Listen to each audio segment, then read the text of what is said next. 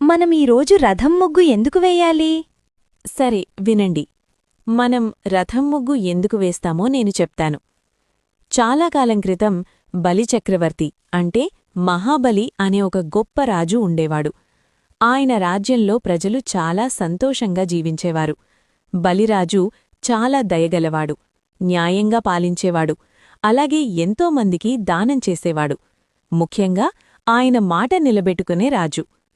అసురవంశంలో పుట్టిన ఆయన నిజంగా గొప్ప మనసున్న వ్యక్తి.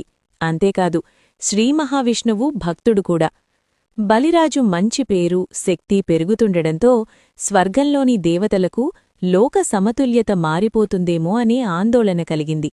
అందుకే వారు శ్రీమహావిష్ణువుని ఆశ్రయించి లోకాల సమతుల్యత నిలబెట్టండి అని కోరారు. అంటారుకదా, ఎవరు 100 అశ్వమేధయాగాలు పూర్తి చేస్తారో వారికి స్వర్గంలో స్థానం లభిస్తుంది.